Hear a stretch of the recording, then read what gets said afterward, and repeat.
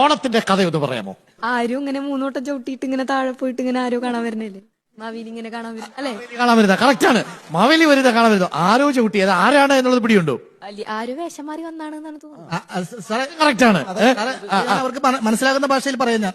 Bro ഒന്ന് ശ്രദ്ധിച്ചു അങ്ങോട്ടാ. നമ്മൾ എന്താണ് ഓണം എന്ന് വെച്ചിട്ടുണ്ടെങ്കിലേ, വൺസ് അപ്പോൺ എ ടൈം നമ്മുടെ കേരളം റൂൾ ചെയ്തിരുന്നത് മാവേലി എന്ന് പറയുന്ന ഒരു കിങ് ആണ്. Maveli, that's his name, Maveli.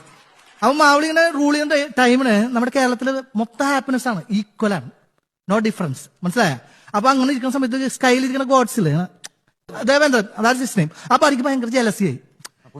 ഇവിടെ ഭയങ്കര ഹാപ്പിനെസ് ആണല്ലോ. അപ്പൊ അവിടുന്ന് ഹൈറ്റ് കുറഞ്ഞൊരു ബഡീനെ എർത്തിലേക്ക് സെൻഡ് ചെയ്യണം. മനസ്സിലായ? അത് വാമൻ എന്നാണ് അവരുടെ പേര്. വാമൻ ഇങ്ങനെ വന്നിട്ട് ഭയങ്കര ആക്ടിങ് ആണ്. അടുത്ത ടൈമിന് മാവലി ഇവിടെ ഒരു പൂജാ സെറിമണിയൊക്കെ നടത്തുന്ന ആ ഗ്യാപ്പിലാണ് വാമൻ ഇവിടെ വരുന്നത്. വാമനം വന്നിട്ട് ഭയങ്കര ബെഗിങ് ആണ്, ആക്ടിങ് ആണ്, ബെഗിങ്.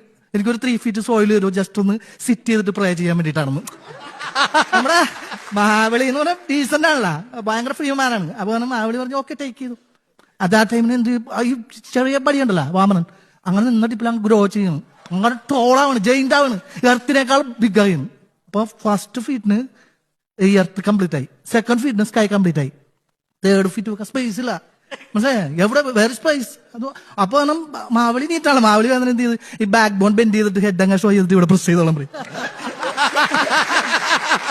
അത് മനസ്സിലായോ? മനസ്സിലായി, അങ്ങനെ കംപ്ലീറ്റ് കഥയെ മനസ്സിലായി. അങ്ങനെ ലെഗ് വെച്ച് പ്രസ് ചെയ്യുന്ന ആ ടൈമിന് എർത്ത് രണ്ടായിട്ട് സ്പ്ലിറ്റ് ആയാണ്.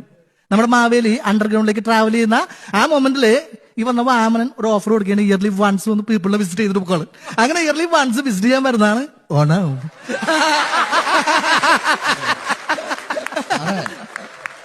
Thank you. പൊളിച്ചു കേട്ടോ.